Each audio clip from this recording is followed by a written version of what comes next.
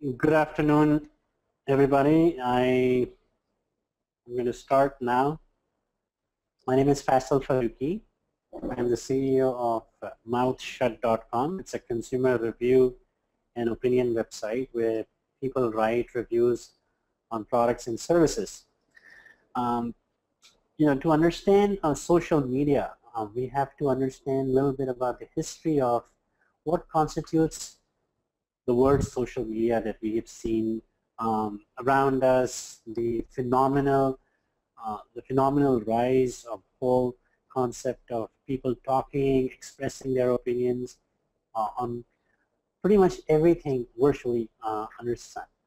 Now, one thing that I have realized is social media is not something that has been an innovation for all of us.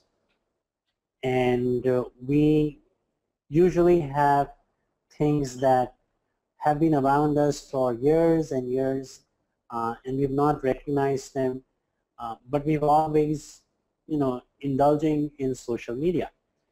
The biggest impact or the biggest, I would say, impetus on social media has been the whole ubiquity of the internet, the growth of the internet in the world, in India, especially in India in the last 5 years. I thought that one of the interesting ways to talk to you about social media has been, what are the secrets? What do we know about social media, and what are the aspects of social media that we do not know? Well, almost everybody who is attending today and almost everybody who knows social media a little bit can call themselves experts, because social media means different things to different people. For me and for all of us in the IT industry, social media evolves from what we used to call in the internet industry Web 2.0. And Web 2.0 was nothing but about giving the users of the internet an ability to control the internet by getting their own work published. So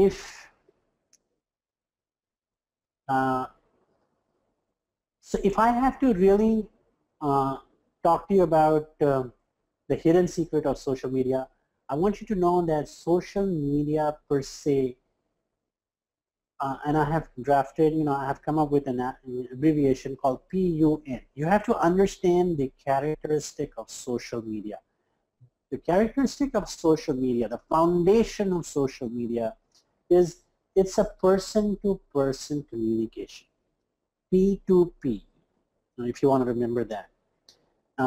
I've written on the top, read, remember, and remember.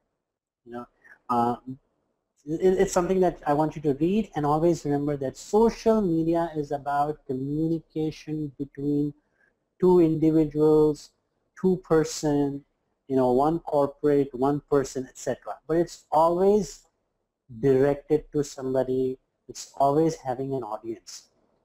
Social media relies a lot on user recognition, and I'll dwell more on these aspects as I go into the next slides. And social media need not be confronted.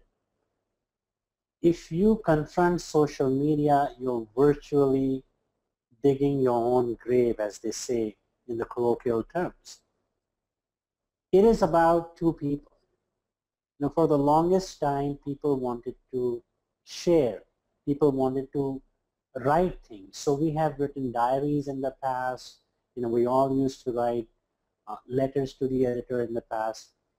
Now, with the advent of technology, we have come up with a very systematic way of expressing ourselves. We express ourselves because it's a very inherent, fundamental human need to share what we know, to share what we feel, and to a certain aspect, and to some extent, to share things that we believe is our opinion. So please remember, the social media is always a person-to-person communication. It's not a technology-based communication. It is not a bot-based communication. It is not a communication that relies on cut-paste responses. It's not a communication that relies on call center scripted communication. It's a very individual customer oriented, very individual oriented, very customized to that person. Why do people write? Why do people express themselves on social media? And I'm not just talking about social media in respects to technology and the internet, but overall, why do people? I think majority of the people, if you see on the internet, they want to receive some kind of recognition. They feel very, very enlightened after receiving. I remember when we started Mouchin in 2000, there was absolutely no platform where the average Indian or in this part of the world, in Asia, could see their own work in writing, in their own work published.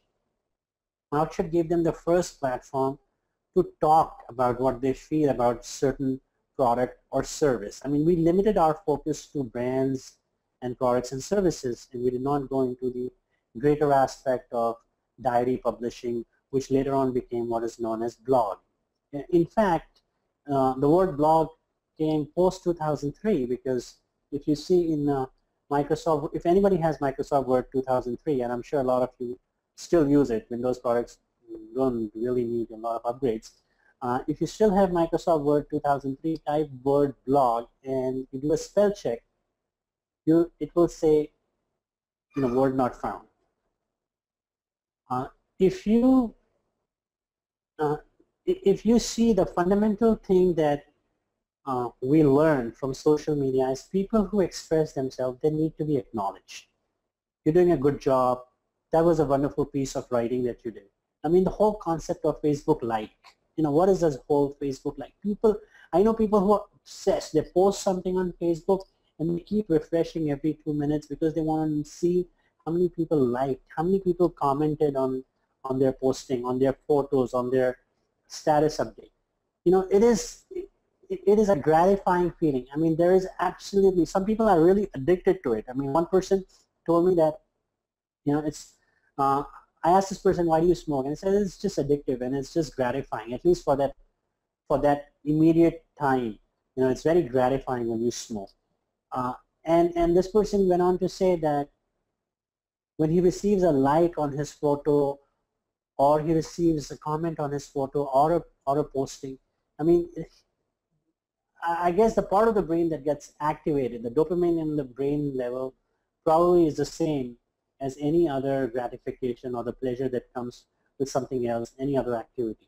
So the big lesson is that if you take a person-to-person communication, then you have to recognize the person. You have to recognize what he's posting. I mean, you may agree or disagree.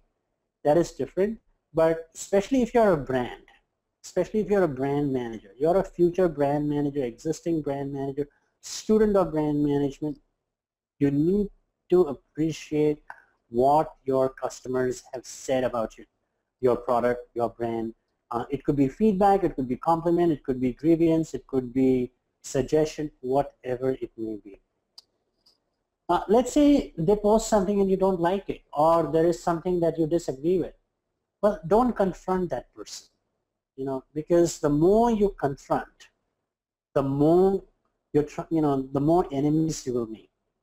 You may win that battle. You may ask the person to modify his writing. You may ask the person to take back his opinion, but the person will still feel the same in his heart. And chances are that with technology and sharing and tweeting and platforms like MouthShut and other review platforms, the world will get to hear about this person more than the world will hear about your opinion, your story.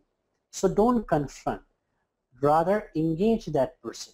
If you, going back, if you remember this, that it's a person-to-person platform, person-to-person media, where users need to be recognized and not be confronted. This is golden because everything around social media revolves around these three things, in my opinion. And from the last 13 years, I mean, what I've just summarized in these three slides is a culmination of my understanding with mouth shut in the last 13 years. I've been asked, why do people write reviews? We're not paying them. Why do they share their reviews on a restaurant, on a movie? What happens if a brand manager disagrees with your opinion? What happens when somebody says, I agree with your opinion? What happens when somebody recommends that opinion? What happens when somebody says, nice writing, but I disagree with you? Nice arguments, but I disagree with you. And that I have summarized in this 3 slides. Because the world today is, with the internet, there's a new storm that's brewing.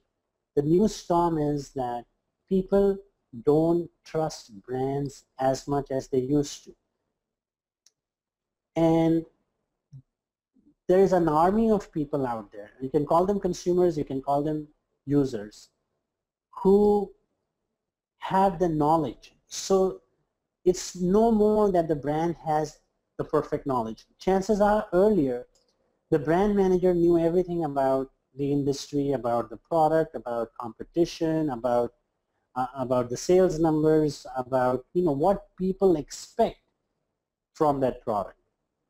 It's no more like that because technology and information revolution has made it so powerful for all of us to understand that we have to scrutinize everything that companies and brands are saying out there.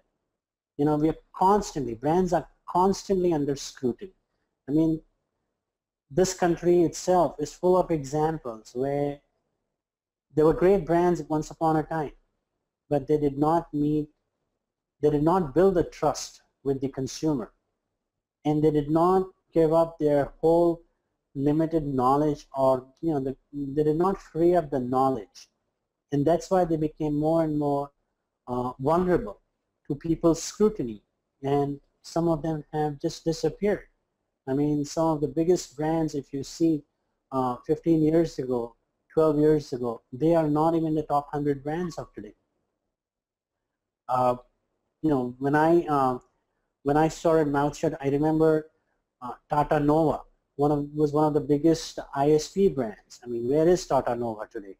Nobody even remembers, and many of you who probably have been on the internet in the last 10 years don't even know there was a brand called Tata Nova. VSNL used to be a great brand, used to be a big brand. They did not keep up with people's expectation. The trust level went down.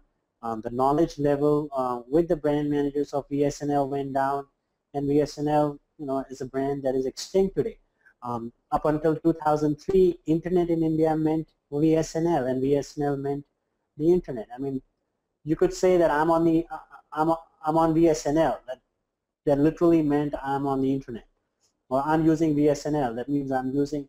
I mean, so much so that my mom, who has never been on the internet, knew VSNL because VSNL used to be the only platform, the only gateway to take you to the internet. So she used to hear that from people around her all the time. People would say, just log in on your, in your Gmail account and check your email. Instead of that, people used to say, just log into VSNL. You get the drift what I'm trying to say.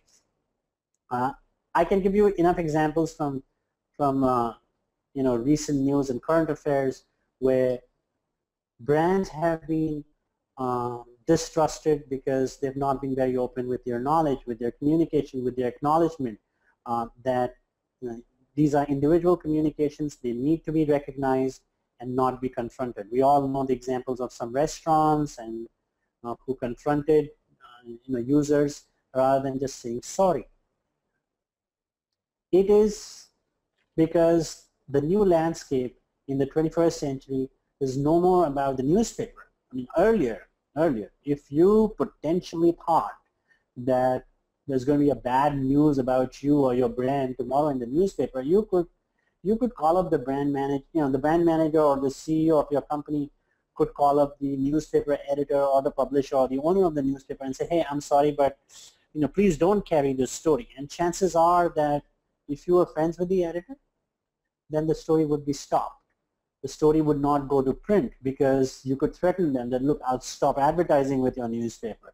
And brands and advertising were the main source of revenue for a lot of these newspapers. What happened? There was a wall. The wall between the reader and the brand was this person known as the editor. Now you don't have those walls. You don't need the editor to get your stuff published. There's Twitter, there's Blogger, there's Facebook, you have review platforms, etc. But you can just literally type anything and everything that you want. And it could be about individuals, it could be about the brand, it could be about your personal thoughts, it could be about what you did last night, it could be about the movie that you bought. There is no restriction, no limitation. Well, it's a very interesting case what you can write online. The article, the Indian Constitution has several fundamental articles, and there are a couple of fundamental articles that guarantee freedom of speech and freedom of expression. Mouth Shut receives virtually, innumerable number of notices from brands, legal notices, cybercrime complaints, brands asking us to remove reviews written by individuals like you and me. So and it's a handful of brands that send us notice, but because Mouth Shut's volume is so high, so in terms of absolute numbers, those are very high numbers.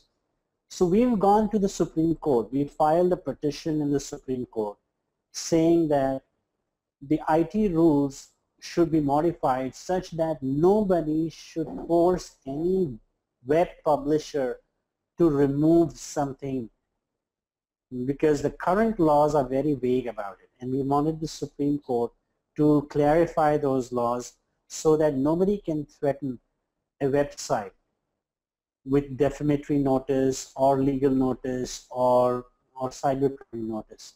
Because in India, Article 19 guarantees you freedom of expression as long as you're not typing something that's libel or defamatory. And what is libel and defamatory? I think the courts need to decide that. There's a whole lot of debate around anonymity. Why should people who are on social media hide behind masks of anonymity?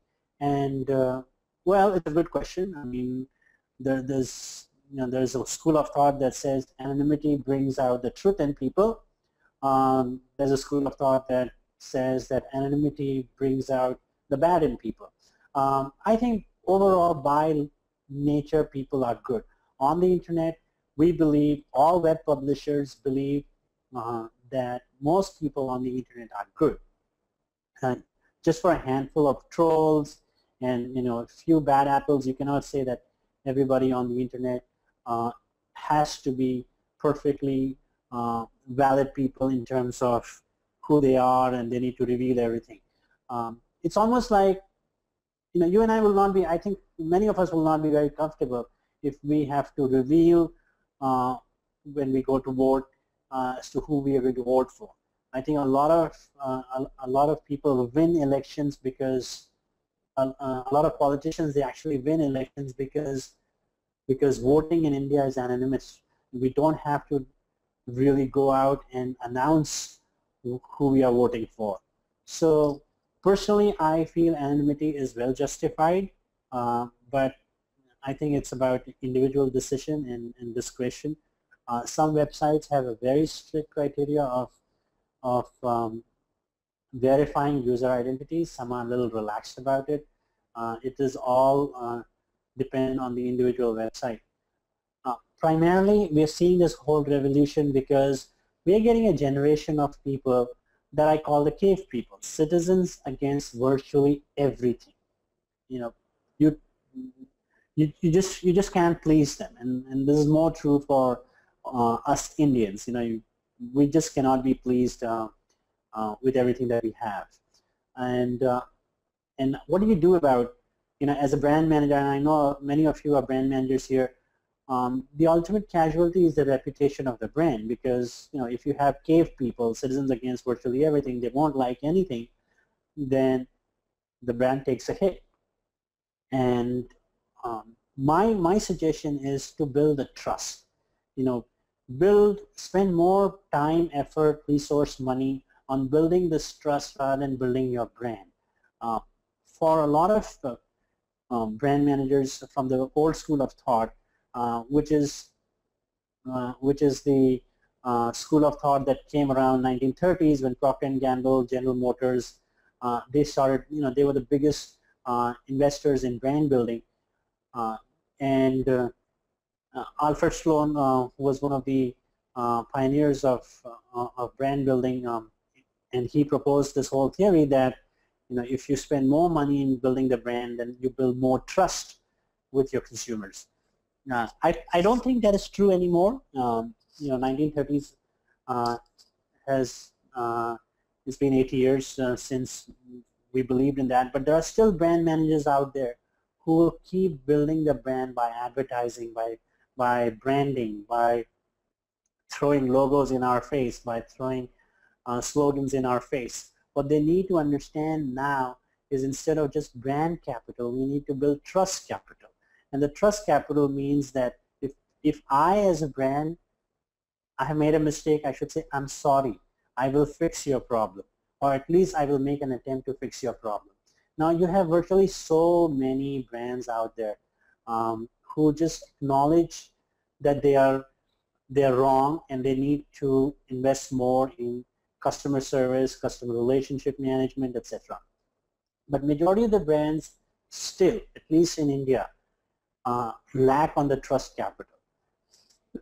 So they will spend probably 100, 200 crores in marketing and advertising every year, but they will not process a 500 rupees refund for you. I mean, they will take you on month-long procedures and escalation just to get your 500 rupees refund. They will hire the big brand ambassadors who charge 40, 50, or 100 crores per annum, the big movie stars, and they pay them to endorse the brand, but they will not give you a refund on your 3G that did not work, or 200 rupees calls which you disputed. So essentially what they're doing is they're eroding the trust capital. My advice to such brand managers is, wake up, smell the coffee, the world is changing, consumers around you are changing. Just because you're advertising every day, front page, Times of India, front page, all those newspapers, you're branding yourself on all the website, doesn't mean that people will trust you. If you really need to build that trust, then you need to invest in your service, you need to invest in your people, so that your team, that actually the frontline team, should be empowered to deal with the Indian consumer, should be empowered to deal with people who are actually going to talk about your brand to others. Because remember, and this is an internal study that we've done, one negative review on Mouthshut on an average is read by 5,000 people. And one positive review is read by about 400 to 500 people. So the gap is 1:10. 10 times more people read negative reviews. I mean, we all like negative stuff. I mean, that's not the intention of us. We just don't want to always read negative reviews, but we like to hear what is wrong with the brand. And that is why you get more readers to read negative reviews. I remember a couple of years ago, I was talking to the brand team of a very dedicated mobile company, and for the longest time, their network in Mumbai was not working. They had very choppy network, very slow network. The data would not work. The voice would just, call drops would be very prevalent. And still, they went in for a rebranding. They thought the rebranding will solve their problem. They thought that people would start signing up, more subscribers would buy their SIM cards and sign up if they rebrand themselves. And I remember, literally those pavements and dividers were literally plastered with the new brand. And the new brand was geared more towards the youth. And the advertising and the branding focused on young people, people in their 20s, early 20s, late teens. And they thought that literally these are the people who could be tricked, fooled to sign up. I'm going to be very honest with you. The brand did not succeed much. It did probably gain a few million subscribers, but not for too long. The brand was called BPL Mobile, later on called Loop. And they thought that just by changing and pouring more money on branding, everybody will get in the loop. So the fundamental aspect is that branding, marketing is very interconnected with social media. I'm just going to go back because if you don't build a trust with the consumer and you don't give them enough knowledge about what's happening to their situation, case, complaint, grievance, then you're going to be constantly under scrutiny because these are the citizens who are virtually against everything. Now, what do you do? I mean, if you have cave people, citizens against virtually everything, then what do you do to tackle people who are just not satisfied with your services, who are not happy with anything that you do? I mean, even if you give them the sun and the moon in the right and left palm, they will not be happy. Well, again, this is something that I have, after spending a lot of time in Mouthshut, I have concluded that it's usually, if you draw a normal bell curve, it's usually people on the sides. So on the right side, on the right side where you have the brand managers, those are people who are very happy, who are very satisfied with your brand. And on the left side, these are people who are very dissatisfied. Usually these are the people who are on social media right now. These are the dominant people on social media. People who are either very happy or people who are very upset about something. What we need to do as brand managers, as custodians of the internet generation, what we need to do is we need to get the silent majority to talk. We need to get the normal world to come online and talk. And how do we get them to talk? We need to ask them to talk about the good experience that they may have about us. There have been enough solutions presented to people out there by almost everybody in the marketing and IT industry has a solution to get everybody to talk. What we are saying is, look, majority of the solutions are data-driven solution, and they don't connect with the existing system, in the sense that you have to also align your company's philosophy. You have to align your thought process. You need to empower the person who says, thank you for calling Vodafone. That person should have some powers from the top to resolve issues. And it's not just about the solution from the IT industry that will help you. And these are solutions that can be customized. These customized solutions have to be, because everybody's problem is very unique.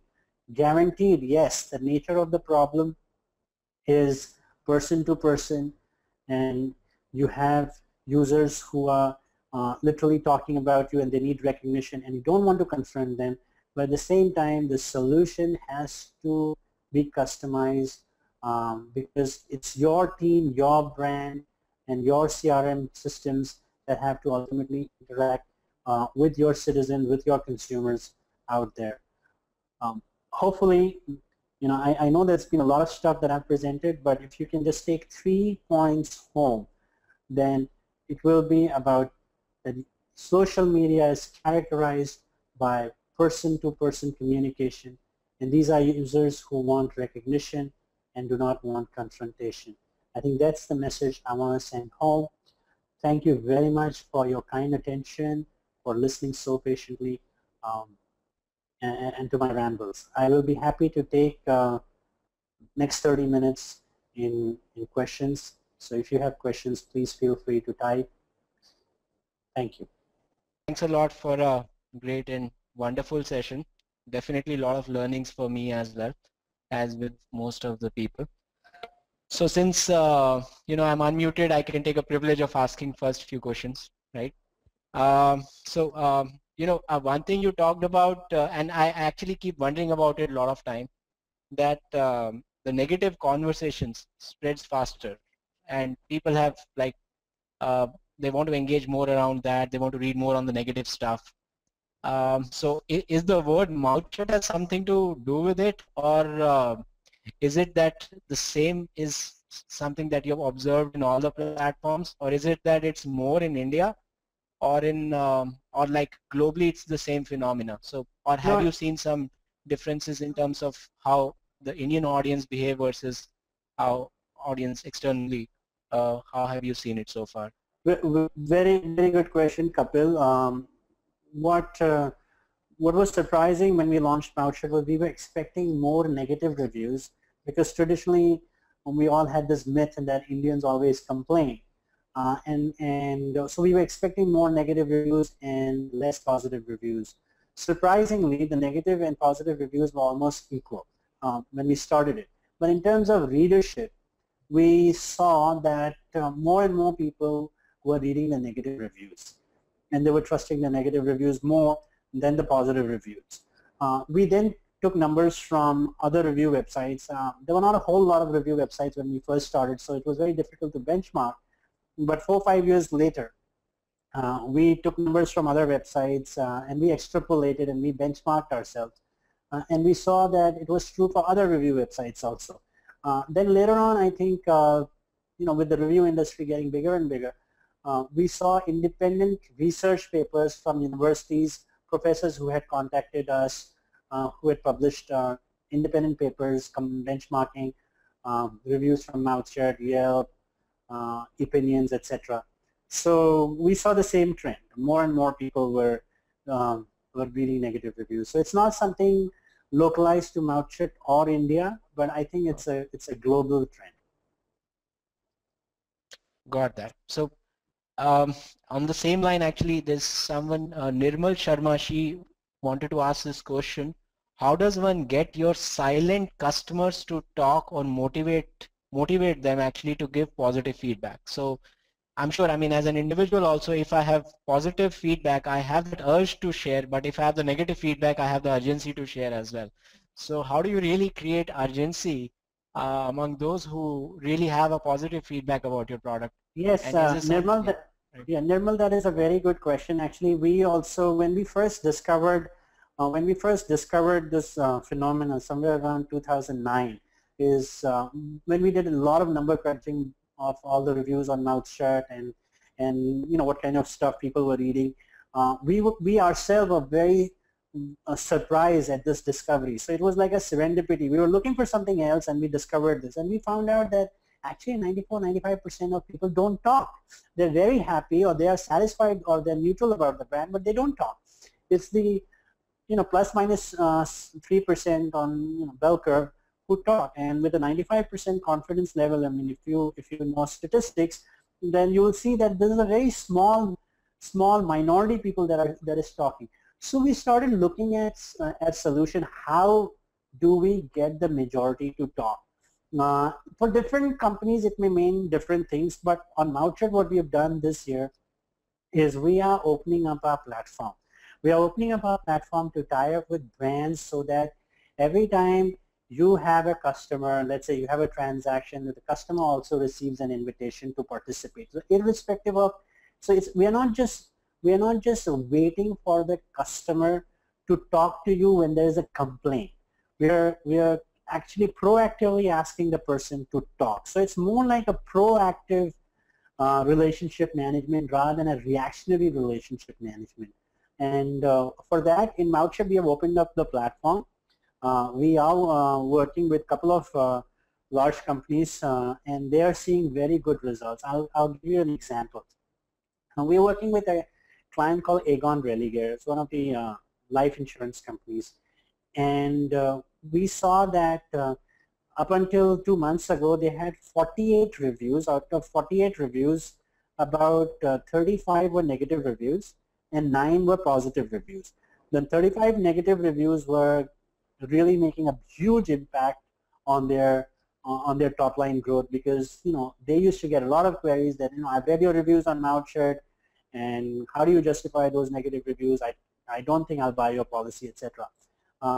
They worked with us, and they started working on this platform that we opened up.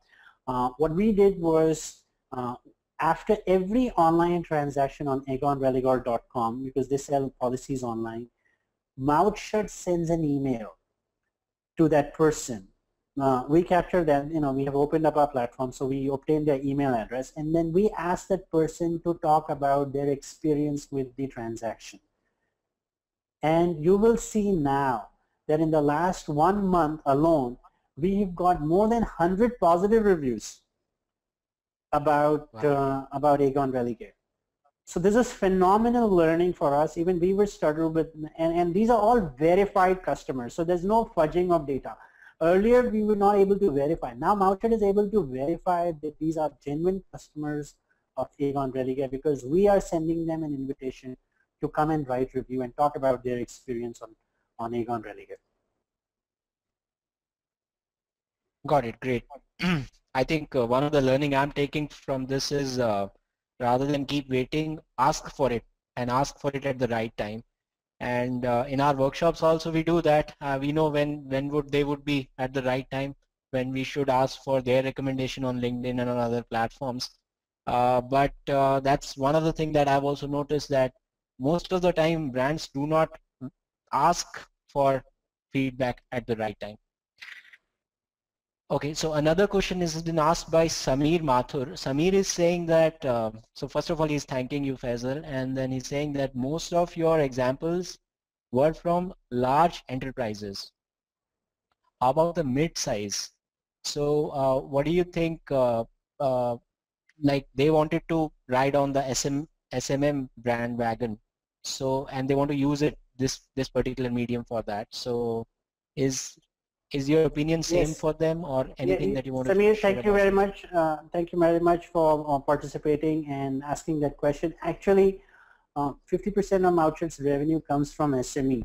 So, and whatever my examples have been, coincidentally they may have been with large brands, but trust me, SMEs and small medium businesses are equally important. Social media is very valuable for them. All my suggestions and tips and learnings are applicable to them.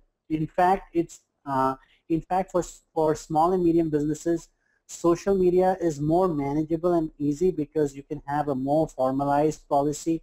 It can be a very hands-on experience to manage customer relationship across all platforms, whether it be Twitter, Mouthshut, Facebook, etc. As opposed to large brand decision making is slow. Their teams are separated. Within the social media teams, there is no unanimities. There are some stuff that is outsourced to agencies. There are some stuff that is managed in-house, etc. I'll give you a very a quick example from one of our customers. He's a logistics company. He's a moving and relocation company, and small company. They had about, believe it or not, they had more than 200 reviews on mouthshut.com. And you think that it's a moving company, it's a company that helps you move your stuff from one city to another. Why would people write? People would write reviews on after they've used their service. He's worked with us. There were a lot of negative reviews which he's resolved. He's initially his whole strategy was what the average strategy would be, to confront and say this is not genuine review, etc. But we advised him not to do that, and literally the owner also got involved. His team of about 5 other people who were managing social media, they got involved, and they feel that their business has doubled just by being a little bit more proactive on social media. And when I say social media, meaning platforms where he's getting feedback from. So if you can just double your business just by tweaking some of your strategies, there is a resort in Kerala. It's managed by a couple. husband-wife team. They have about 20 rooms. They get a lot of customers from India as well as Europe and America. And I think there are only 3 positive reviews and 1 negative review. The 1 positive review was actually written by an army colonel, an army colonel who stayed at this resort. He actually made a video review, which means that after he completed his tour and after he returned to his base, he actually posted a video review on Mouthshut about his experience with this resort. This lady called me up and she said, and she's not Mouthshut paid customer or anything. She called me and she said, there's one review which actually has doubled my occupancy in the last 6 months. And she pointed me to that review and she thanked me for a platform like Mouthshut.com. So you don't necessarily have to spend money on social media. All you have to do is get your users to talk. That's it. Great. And to add to that, I mean, as Digital Vidya, we are a startup in a way, and we operate like a startup. And one negative review on any website hampers our sales in a big way. And I have seen it a couple of times, and how we deal with it actually decides how our immediate sales are going to be in the same month. So in a way, I don't think it's a question of a big brand or a small brand. Even if you're a small brand, these conversations still impact you in a big way, so you still can't ignore that. And that's been my experience. So another question is, okay, one question is asked by Raja. He's saying at Mouthshut, how do you ensure that the reviews submitted are genuine and are not biased? Is there something you do about it? Raja, this question has been endlessly debated by a lot of people within Mouthshut, outside Mouthshut. This is one of the most frequently asked questions posed to me. Yes, so first you have to understand Mouthshut's philosophy. Mouthshut is a platform. We do not decide on what will stay and what will not stay.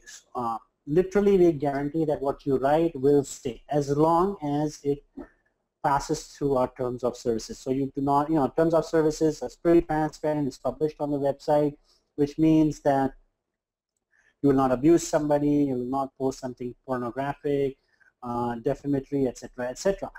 After this, if you post anything, it will stay on Mouthshut.com. We don't care whether it is written by somebody who is an expert or an authority of that brand or product or service. We believe that everybody who is writing is honest and transparent. However, we have a responsibility towards the society because we want people to go by what's written on Mouthshut. And the biggest compliment for us in Mouthshut is when people write to us that I read a review on Mouthshut and then I bought the product and I'm so glad I read the review on Mouthshut. Or I read a review on Mouthshut and I ignored the review and then I still bought the car that I thought, Mouthshut members told me not to buy it, but I still bought that car. I just met, a few weeks ago, I met a very senior manager in ICICI headquarters, and she bought a car which majority of the people on Mouthshut were saying don't buy it because the experience was not good. She read those reviews. She read about 20 reviews, and she still wanted to go by her gut feeling and the dealers convincing arguments that it's a good car. And she now says, Faisal, I am so wrong about it. I should have just listened to us on Mouthshut.com. So for us, it is it is prudent and it is in our interest that Mouthshut remains a platform where there is honesty. However, I cannot guarantee that everything that's written on Mouthshut is 100% genuine. We are not in the business of verification for that. We are getting in the business of verification, as I said, opening up our platform and tying up with other small and medium and large brands like Aegon Religare. I gave you an example. To a great extent, I think that will resolve the whole issue of the genuineness or of the reviews. But by and large, I can guarantee you that if you make your purchase decision based on what's written on Mouthshut, then that is the voice of the majority. And pretty much everything that you write will stay there. We have, we avoid bad words, etc. There are certain words that are blocked on our site, so you will not be able to submit reviews if you have those words in your content. Believe it or not, we have literally translated all the popular abuse words and swear words in almost all the Indian languages, and we put it up in Mouthshed as a block in the block list. So we have this block list that we continuously update. But other than that, what you write stays on Mouthshed.com. And that is why we've gone to the core. Got it. Great. I think another interesting question which a lot of would want to know in detail your view on that is the question asked by Prerna. She's saying, what is the best way to close the loop on any customer complaint? The first and foremost, Prerna, the first and foremost thing is to acknowledge that you have read what the person wrote. And after that, see if it makes sense to apologize and then, fix that problem. If you can fix that problem, nothing like it. See, most people use social media as a last resort. I keep telling people that, people don't come and complain on Mouthshed.com because they love it. Or they go on Twitter and they talk about your brand because they love it. They will use that as a last resort. First, they will call up the dealer or whatever distribution channel you may have adopted. Then they will call up your customer care line. It's only when those attempts have not produced any result, then they will go and they will use this as a tool to make it viral that, I do not like your brand. First thing is say sorry with all the humility that you may have, and B, see if you can fix the problem. Sometimes fixing the problem is easier than confronting and taking it into a loop. That loop could cost you a lot of money because it will engage a lot of your members from your customer care team. Maybe it will be escalated to your VP, CEO level, etc. Sometimes a plain refund. A simple refund is all that it takes to please the customer. Great. I think your 3-point formula, recognize, do not confront, and engage in a way that it resolve it for them, would do good if most of the brands follow this. Okay, so another question which is slightly off track. Sai Nagesh is asking, like, if a brand has to monitor all the conversations that are there in the social media space, is there some way he can create a dashboard, or is there some software that you would want to recommend to manage all of that in one piece?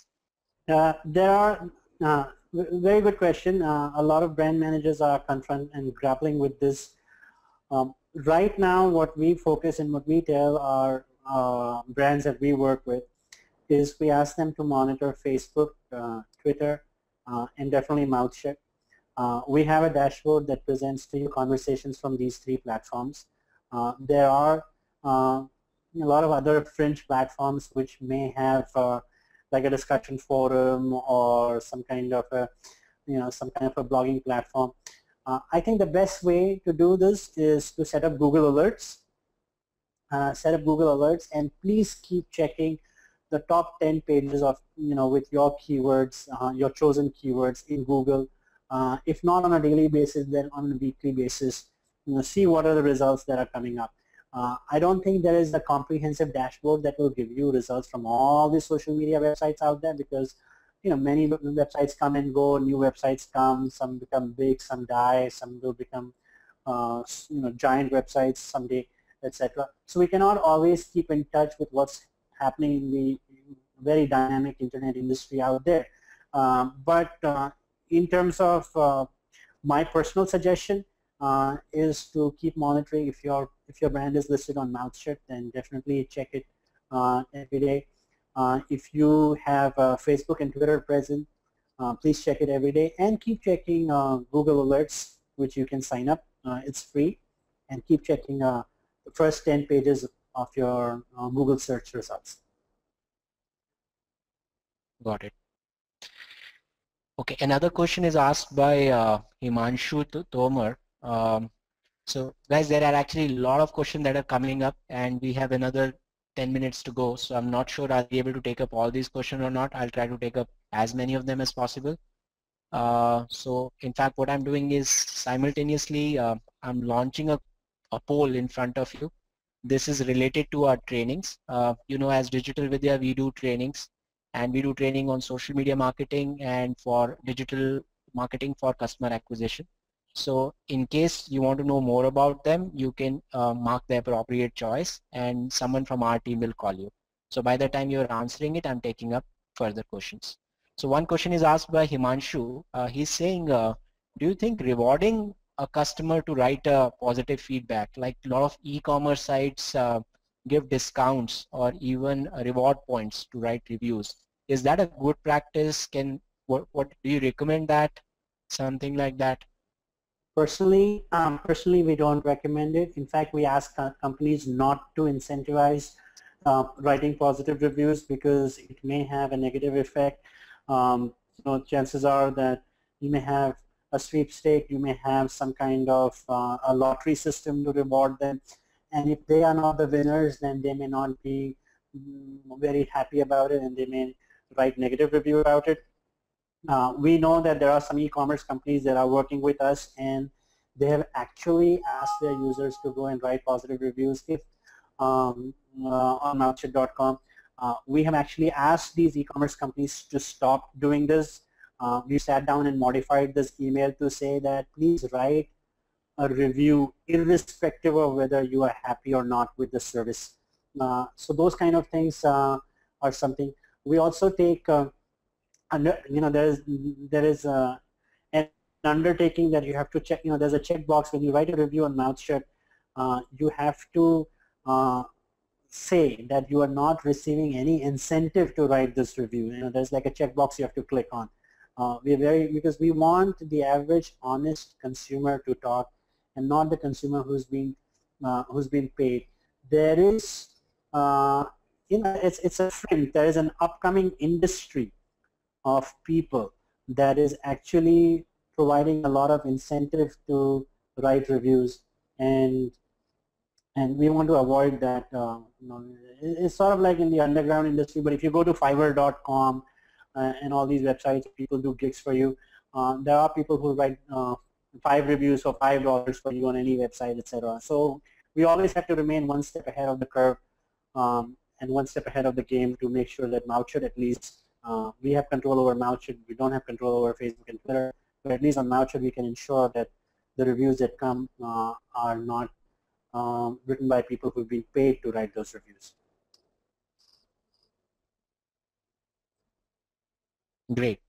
So let's ensure that they are genuine rather than trying to incentivize and trying to make sure that because of some positive incentive they are giving it.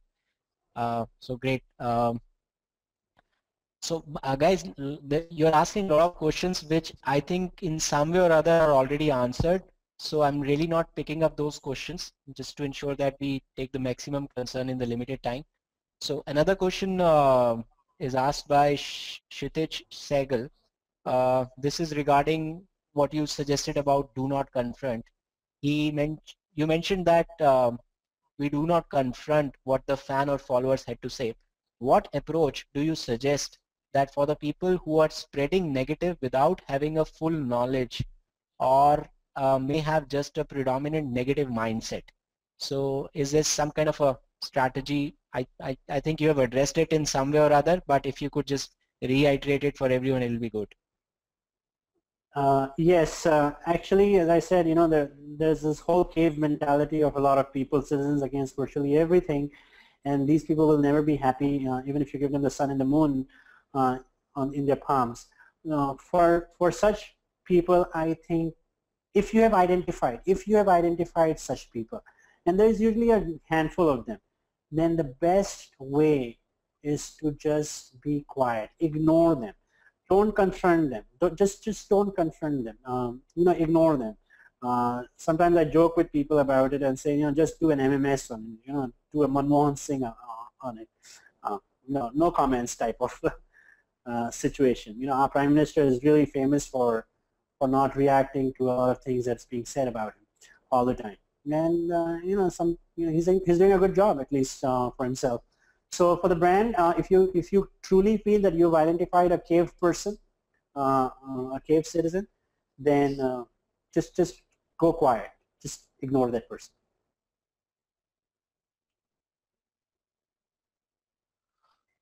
Got that.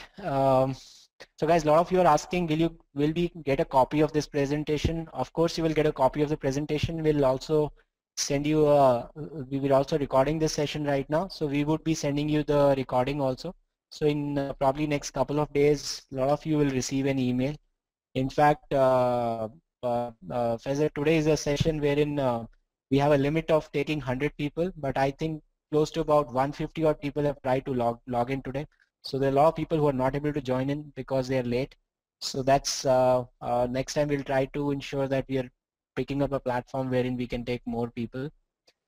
Let me see if there is any other question that is still left unanswered, or if anyone wants, if any of your question is still unanswered, you guys can press the hand raise button now and I'll unmute you and you can ask it right now.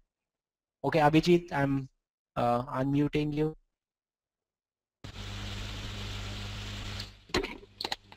Yeah, Abhijit. Hi, can you hear me? Yes. Yes. Okay. We are a company who are basically providing virtual assistants to like US clients, and we had been listening. I mean, we had been getting various suggestions from various organizations to get into the social media. So we had been trying to get into that, but we still are not. We haven't reached that position wherein we feel that we are already there. So what would be the basic step to go ahead and start? The first thing you need to do in social media is, identify the platforms where you need to become be a little active. As a first step, I think you should have a Facebook page, have a presence on Twitter, and make sure that, if you have a consumer-facing product, then it is listed on review websites for people to review. Later on, as and when you have more time and if you expand your team, then ideally I would suggest that you invest some resource in trying to gather opinion from people who have used your product. If you have, I don't know the nature of your product, and if you have a business-to-business, and if your product is more business-oriented. I'm sorry. We basically deal with virtual assistants resources. Okay, virtual assistants resources. I think you should be looking at more of B2B sites, because these are virtual assistants and stuff, more North American market, etc. So you should be looking at, but you definitely need a Facebook and Twitter presence. Right. Okay, thanks. Thanks, Abhijit. Okay, so Rahul, I've unmuted you.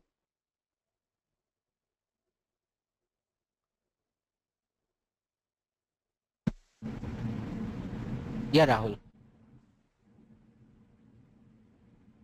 Rahul, what's your question? Here. Can I ask? No, this is Kshitij here. Can I ask the question? Sure. Okay, Faisal, coming back to the query that you said, do not confront people on the social media. So many a times we come across people who have a predominant negative mindset, and if that person happens to be some kind of an opinion leader or possibly a known face with fair number of fans and followers on the social media platform, maybe someone like a journalist and who has got some kind of an agenda or possibly some misinformed information which is generating a lot of traffic on the social media and in a way damaging our brand. If we ignore them, I mean, don't you think so it will lead to a greater level of damage rather than we just if the person is, very good, very nice point. If you feel that the person is such a big influencer, first of all, liars cannot become very big influencers, and people who are not genuinely honest cannot, in the long run, in the social media, they cannot become big influencers. honesty prevails. Falsehood has to go. It might take a little bit of time, but virtually liars and people who have an agenda, they do not survive for too long on social media. B, even if you feel that the person is now becoming an influential person, at least, and he's trying to manipulate the overall opinion about your brand or your services or whatever, you should have your view, there should be your opinion, reality, which should be published. Now, that could be published on the platform where he is doing it, or it could be published in the form of an official blog. You should say, this is the truth. Now you leave it up to the citizens of the internet, the users of the internet to decide. Now, is it possible not to ever have an enemy or somebody against you? I think it's impossible. The best of people in this world have had enemies and people who did not support them, people who did not like them. One of the person that my personal favorite and my ideal, and I'm sure many of you out there listening love and respect him and his ideals. Mahatma Gandhi, one of the greatest men born in the last 150 years. Not everybody agreed with him, but you have more people who love him today than ever, and there's nothing much you could do about it. At least the least you could do is you can say, this is our version of the story, and this is the truth, and then you leave it up to the users of your community, your site, your internet to decide. Don't spend your time on one person. But many a times they're like interesting scenarios, where you are like partially right and partially wrong. Probably in an organization where multiple agencies are involved, so you find it's partially your fault and partially other party's fault, and you have possibly someone on the social media platform who's only targeting your organization, and that thing is generating fair number of traffic. Should we counter him or just ignore him? As I said, if he's your customer and if you can afford to give him a refund, nothing like it. Invest in a refund. I believe in the magic of refund. I totally believe in the magic of refund. It just does wonders, and credits. If you feel that the issue is about 10,000 rupees, and if I give him that refund of that 10,000 rupees, it'll be okay. Just do that. There are some companies who keep on fighting battles with individual customers. I call them penny wise, pound foolish. And for a few thousand rupees, they will let this whole thing get escalated to the CEO level, and whose time is probably worth more than the average. So I think really it's at the end of the day, it's about economics. You have to justify the cost. If you feel that the cost justifies you to confront and keep engaging him, then go ahead. Otherwise, just ignore it. All right. Thank you. Got it. Thanks.